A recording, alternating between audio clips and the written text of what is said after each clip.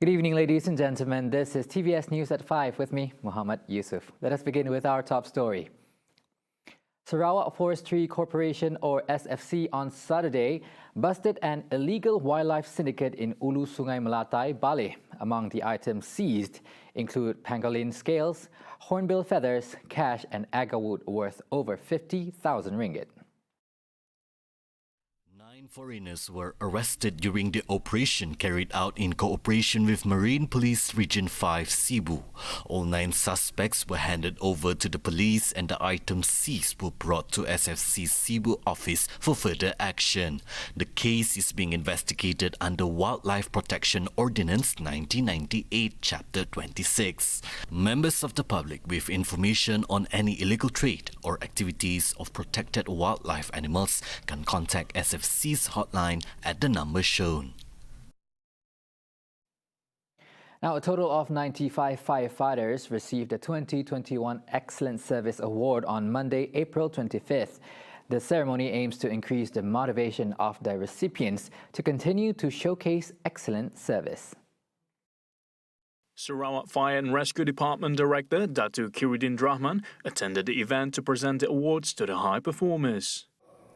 Harapan saya agar pengiktirafan dan juga penghargaan semua ini dapat melonjakkan motivasi dan semangat kepada tuan-tuan dan perempuan untuk menjadi insan kamil yang bersahsiah, berkualiti, seterusnya menjadi tauladan dan mentor terbaik kepada rakan-rakan sekerja yang lain. The recipients expressed their gratitude on receiving the award. At the same time, they are determined to continue their excellent service. Selepas menerima anugerah perkhidmatan cemerlang 2021 ini, saya berjanji saya akan berusaha dengan lebih baik dan akan memantapkan lagi usaha saya dan mempertingkatkan kemampuan diri bagi mencapai target Jabatan Bomba dan Penyelamat Malaysia Negeri Malaysia lah, Jabatan Bomba dan Penyelamat Malaysia. Saya bertekad untuk bekerja lebih cemerlang dan akan berusaha untuk menaikkan nama jabatan pada masa akan datang. The selection of award recipients was made based on 4 main criteria, namely excellent personality, trust, responsibility and motivation. Now, the Premier of Sarawak, Datuk Patinggi Tan Sri Abang Joharitun Openg, will be a guest speaker at the S. Raja Ratnam Endowment Dialogue SRED Dinner 2022 in Singapore on Tuesday, April 26. Themed The Economic Developments in Asia and the World, with highlights of his speech will be on the Post-COVID-19 Development Strategy PCDS 2030. The PCDS 2030 includes various new initiatives of the Sarawak government, including digital economy, green economy, hydrogen economy, the Autonomous Rapid Transit ART, Sarawak Science Centre and commercial agriculture. Additionally, the Minister of Utilities and Telecommunication, Datuk Julaihi Narawi, the Director of the Economic Planning Unit, EPU, Datuk Dr. Muhammad Abdullah Zaidel, and Sarawak Energy Berhad Chief Executive Officer, Datuk Sharbini Suhaili, will be part of the entourage.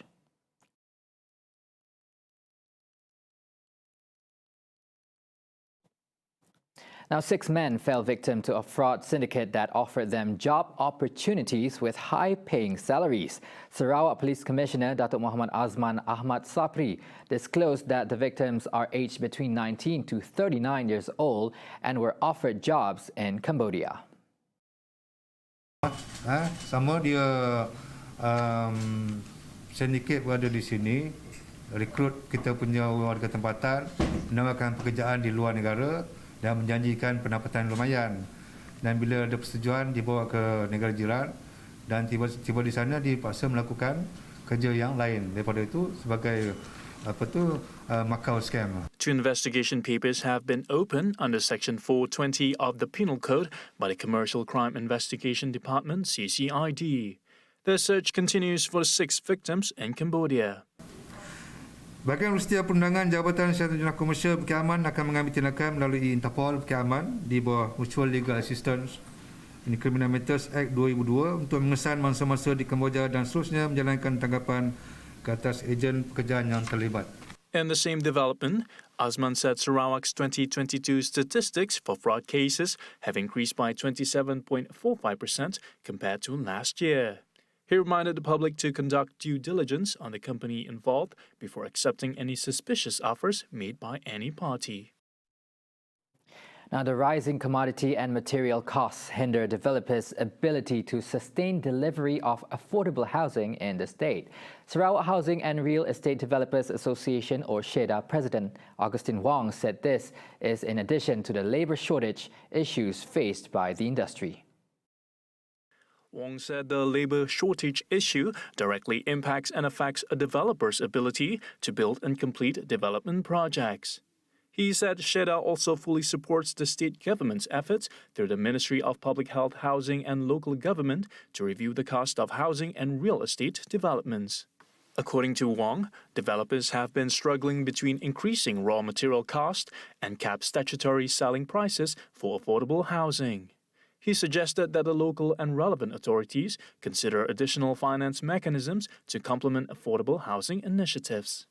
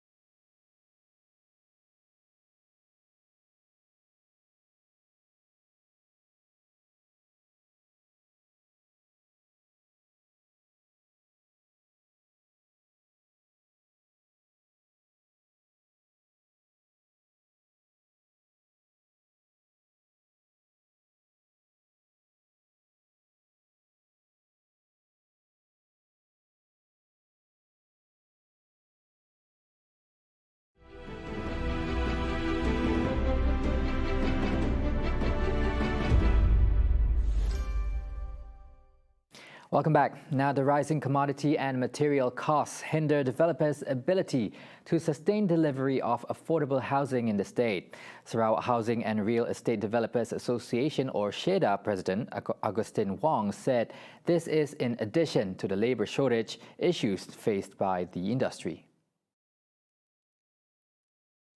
Sorry for the technical difficulties. Now, Malaysia is set to benefit from palm oil importers due to the shifting demand from Indonesia to Malaysia. According to the Public Investment Bank, Indonesia's surprising and unexpected measure to impose an export ban on the commodity will cause an overall rise in global vegetable oil prices. The move by the world's biggest palm oil producer and exporter will lift prices of all major edible oils, including palm oil, soy oil, sunflower oil, and rapeseed oil, therefore placing extra strain on cost-sensitive consumers in Asia and Africa hit by higher fuel and food prices. Additionally, importers such as India, Bangladesh, and Pakistan will try to increase palm oil purchases from Malaysia. Indonesian palm oil exports make up about 57% of global palm oil exports and 32% of global vegetable oil exports. The bank's research said with the export ban, there is little room for upstream plantation players to bargain for higher prices with the refiners. Right, Malaysia is currently facing a new threat that could compromise the health of many Malaysians. Minister of Health Khairi Jamaluddin announced a spike in zoonotic malaria from 376 cases in 2008 to 3,575 cases in 2021. The minister said the disease is carried by a mosquito species known as Anopheles, which is a natural parasite for apes. Khairi revealed that the current treatment for malaria is effective in treating zoonotic malaria, though the ministry is struggling to find a method to control the disease. To this, he reminded the public to be aware of areas that are at risk, especially those in the plantation and forestry sectors. If they develop any symptoms, Khairi urged them to seek medical assistance immediately. Meanwhile, Khairi also disclosed that Malaysia has recorded 0 human malaria case since 2018, as a result of innovation, effective case management, and vector control by the Ministry of Health (MOH). Earlier, Khairi spoke at the International Malaria Day 2022 held today in Kuala Lumpur. The relaxation of several standard operating procedures (SOP) that will be announced on Wednesday has been deliberated carefully to ensure the safety of the people. Health Minister Khairi Jamaluddin said it has to be discussed thoroughly to ensure all efforts to curb the spread of COVID-19 do not go in vain. Pihak KKM dah bincang panjang lebar tentang perkara ini sebab kita tak nak tersilap langkah. Kita dah urus pandemik dengan baik dan kes semakin menurun, hospital kita tidak tertekan. So we don't want to make a mistake. We want to make sure that whatever restrictions that we loosen, kelonggaran yang kita bagi kepada SOP ini adalah bersifat selamat dan cermat. Jadi atas semangat itu saya akan bentang pada Jemaah Menteri pada hari Rabu nanti dan kalau disetujui saya akan umum nanti pada hari Rabu.